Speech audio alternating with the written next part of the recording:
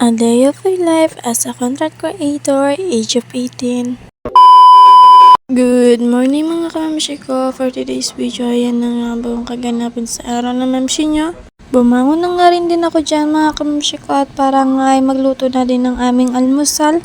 Pero bago ang lahat mga kamamshi ko ay tinupi ko muna nga rin dyan ang aming mga kumot at parang nga mamaya pa tapos ko magluto ay hindi na nga rin din ako nyan magtutupi at parang nga diretso ko na nga rin ito may tago. Kasi nga mga mamshi ko ay mamaya nga ay maglilinis na nga rin ako ng buong bahay. Kaya nga ay bago ang lahat ay kami ay mag-aalmusal muna. Oh my God! Wow! At para na nga rin ay may lakas nga ang mamshi nyo bago nga maglinis. Kasi nga mamaya mga kamamshi ko ay mas matinding linis ang ating gagawin. Kaya nga kailangan na mamshi nyo nga matinding energy. Tapos na nga rin ako dyan mga kamamshi ko na ayusin ang aming higaan. Kaya nga dyan mga kamamshi ko ay inaayos ko na nga rin ang aming lamesa kasi nga napakakalat. Hinahanda ko na nga rin dyan mga kamamshi ko ang aking mga gagamitin at para nga ay makaluto na nga rin din ako. At hiniwa ko na nga rin dyan mga kamamshi ko ang bawang at para nga ito ay gagamitin ko sa aking pagsasangag. Pagpasensyaan nyo na nga dyan mga kamamshi ko ang aking boses at nga batang makulit ay nag-aarti na. Dinudurog ko na nga rin dyan mga kamamshi ko ang aming kanin para nga ako ay makapag-umpisa na magluto. Dinurog ko na nga rin dyan mga mamshi ko ang aming kanin at yan na nga ay nilagyan ko na nga rin na kahit paano magkaroon ng ngala ng simpleng lasa. Kinuha ko na nga rin dyan mga mamshi ko ang aming mahiwagang kawali at para nga ay makapagluto na nga rin din ako dyan. Nabuksan ko na nga rin dyan mga mamshi ko ang aming kalan at para nga ito ay uminit na nga rin ang aming kawali. Niluto ko muna nga dyan mga mamshi ko ang ulam namin para nga mamaya ay tuloy-tuloy na nga rin ang aking pagsasangag. Niluluto ko na nga rin dyan mga mamshi ko ang bawang at para nga ay may sunod ko na nga rin ang kanin. At para nga ay makakain na nga rin kami. Nunod ko na nga rin dyan mga mamshi ko ang kanin at para nga ay maluto ko na nga rin yan.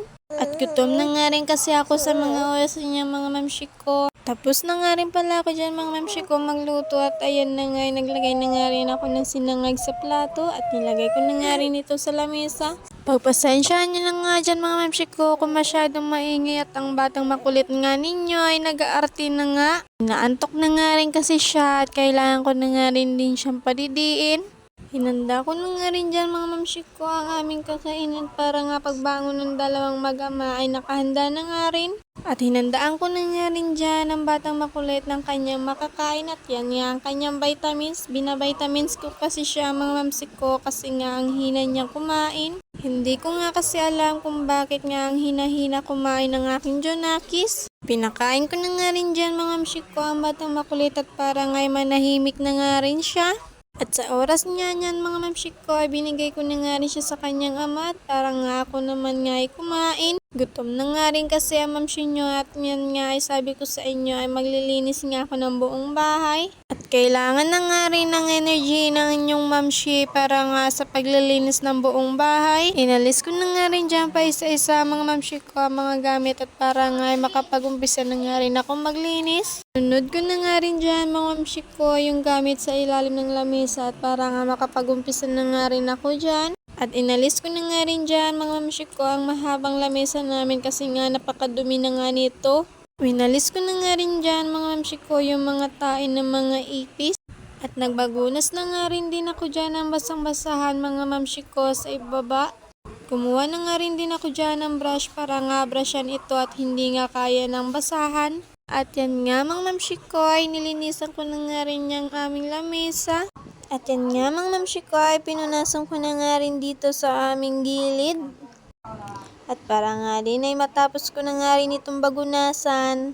At pinunasan ko na nga rin dyan mga mamshi ko ang aming sahig at para nga matuyo na nga rin din ito. At para nga din ay mailipat ko na nga rin din dyan ang aming lamesa. Sa mga oras kasi niyan mga mamshi ko ay tanghali na nga rin at hindi pa nga din nakakasaing ang mamshi nyo. A few moments later. Tapos na nga rin din ako dyan mga mamshi ko punasan ng aming sahig at nailipat ko na nga rin din ang aming lamesa. Yan na nga mga mamshi ko, ay naalis ko na nga rin din ito sinasabitan ko ng mga grocery kasi nga ito ay lilipat ko na nga rin na sabitan. Gumamit na nga rin din ako dyan ng upuan mga mamshi ko kasi nga ang baba ng mamshi nyo. Pagpasensyahan nyo na nga din at kung ganyan ang height ng mamshi nyo kasi nga hindi pinagpala ng matangkad.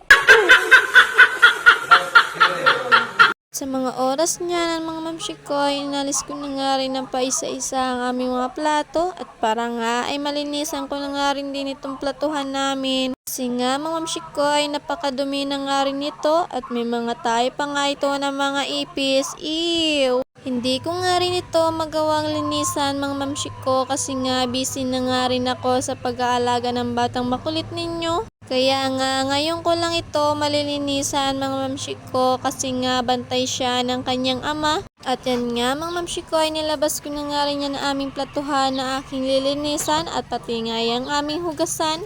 Yan nga mga mamshi ko ay mag-uumpisa na nga ako dyan maglinis ng aming platuhan. At para nga ay matapos na nga rin din dyan ang mamshi nyo sa paglilinis o paghuhugas ng platuhan. Oh my God!